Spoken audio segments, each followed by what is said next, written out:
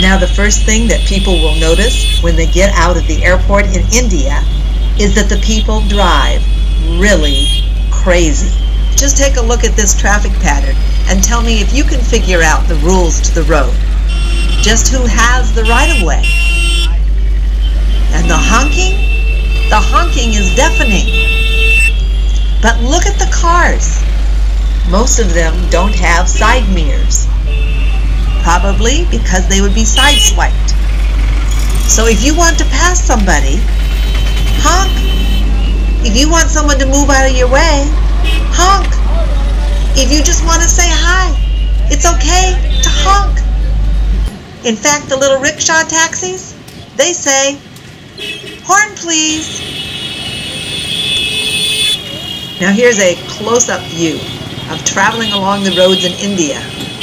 Anything with 2 feet or 4 feet is on the road in India. Anything with 2 wheels, 3 wheels, 4 wheels is on the road in India. Anyone who needs to get anywhere can be on the road in India.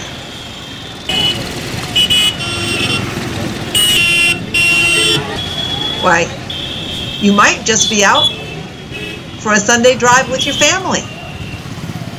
Or you might just be out with your friends. He's giving me the high sign.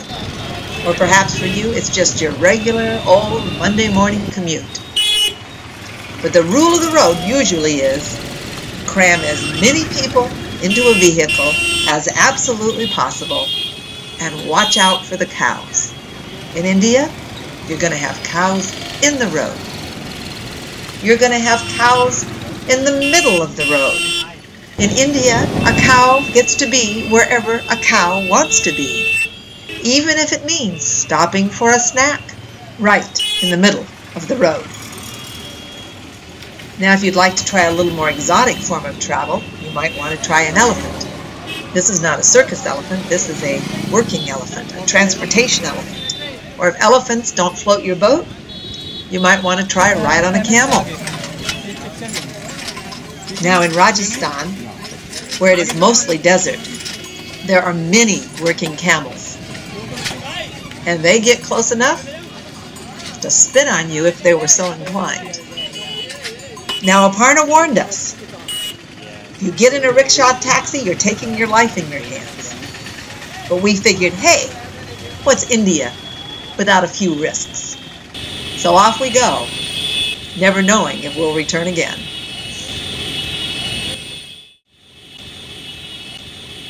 The Indians are hard-working people.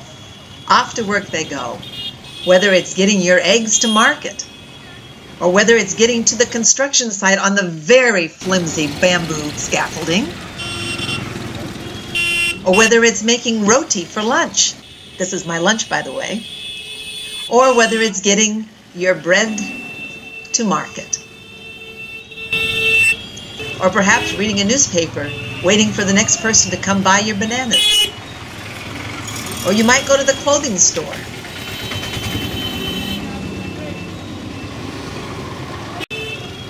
Or the fish store in the first car of the train.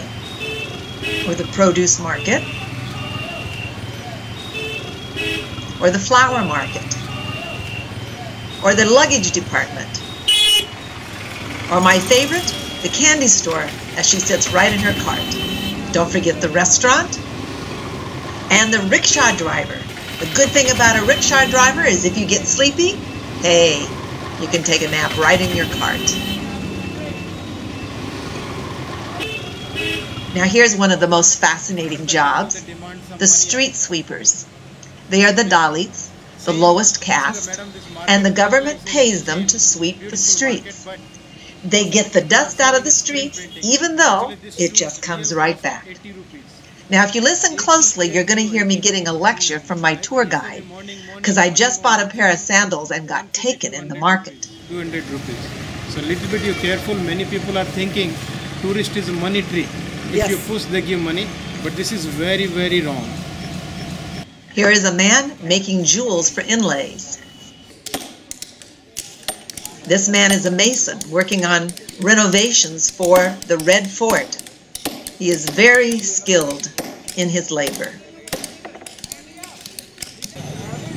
Here's the local barber shop. Notice the man realizes he's being videotaped and he gives me a thumbs up.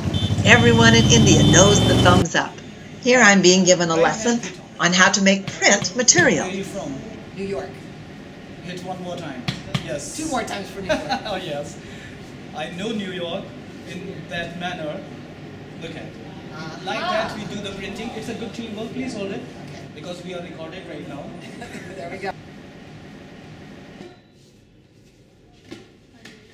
One of my favorites was the young men who were doing a puppet show at our hotel.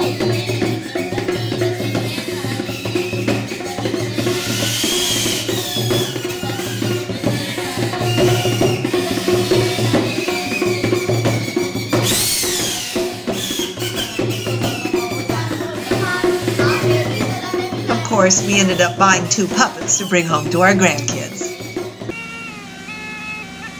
But the best of all was the snake charmer, who unfortunately had a very uncooperative snake who just wasn't interested in dancing for him. Now, I was told that the venom is taken out of these snakes, so they're really not dangerous. But hey, it's all in a day's work, and even the snake charmer is worthy of his hire. One of the most famous sites in India is the Taj Mahal Palace Hotel in Mumbai. It's probably famous because of the terrorist attacks in 2008, but with that behind them, it is a beautiful 5-star luxury hotel where John and I thoroughly enjoyed a wonderful buffet luncheon. Then John and I went to visit Dharavi, one of the largest slums in India, where 1 million people live in the space, a quarter the size of Central Park. It's hard to imagine life in Dharavi, where they have 1 toilet for every 500 people, no sanitation, no garbage disposal, and yet the people there are extremely industrious and don't even consider themselves destitute.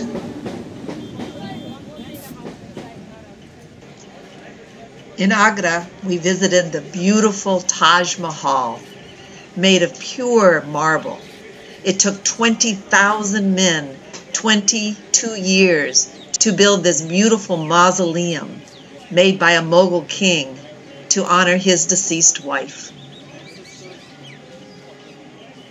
Leaving this amazing wonder of the world, we drove along and saw what appeared to be cow pies, obviously used to build a very different kind of house. And here's an interesting sight, a man plowing his field. But when you look closer, what's that? Those are solar panels in the middle of his field. Later, as we're driving through a village, I'm looking at the construction of the homes, and what is that I see? It looks like a satellite dish.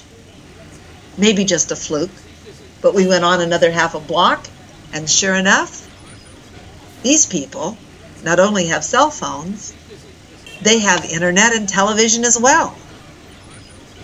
Definitely a land of surprising contrasts. John and I were so honored to be able to attend Reynolds Memorial Hospital's 75th anniversary. It is the Nazarene Hospital in India. We were welcomed in a gala event in a beautiful tent, which is typical of the celebrations in India. And it was also the celebration of the Nazarene Nurses Training College graduation ceremony.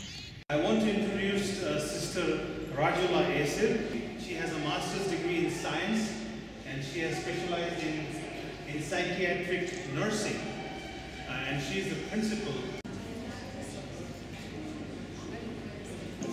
It was an honor to get to congratulate all of the nursing graduates and to speak at their chapel service. It is an honor for me to be with you.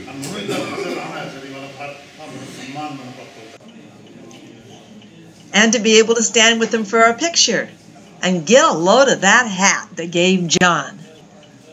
One of the most important works of the hospital is in childbirth and child care. Since the hospital has been in operation, they have seen the mortality rate of children 0 to 5 years old drop from 50% down to 18%. So pray for them because they are almost there to, make sure that the baby lives. Yeah. So we can come inside just one by one and.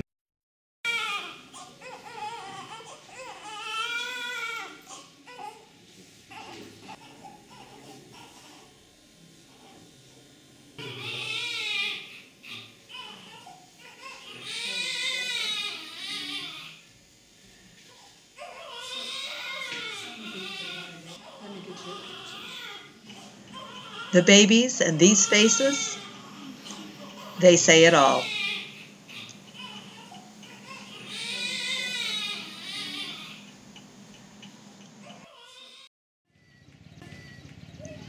Reynolds Hospital not only services the people in the immediate vicinity, but they also service about 50 villages in the outlying areas. On the weekend that we were there, we were privileged to be able to go to a village about 50 miles into the interior of India. It was a village that had never had medical services in their village before. This was the first time that Reynolds Hospital had been to this particular village to set up a clinic where they would be able to come every 2 weeks to provide medical services.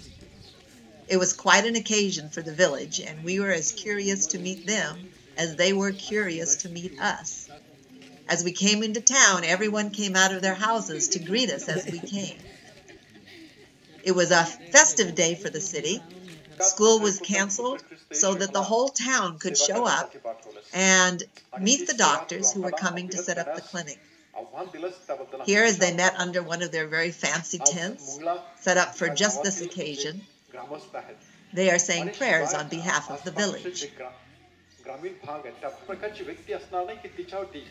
Like children everywhere, when they pray, they peek. These young girls all of a sudden became aware that I was videotaping them. And of course, everyone wants to shake hands.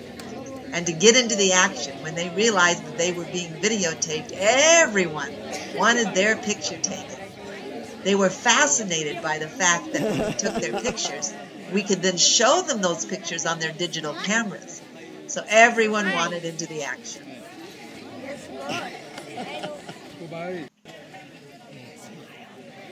Here's a group of little girls, and I was trying to get them to wave.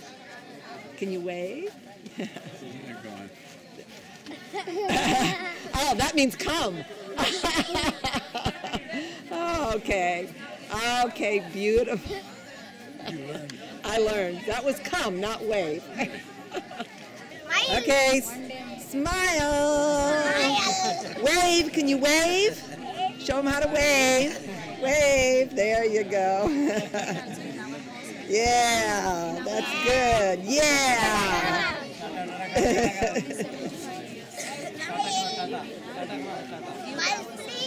Bye-bye. Bye-bye. Say bye-bye real loud.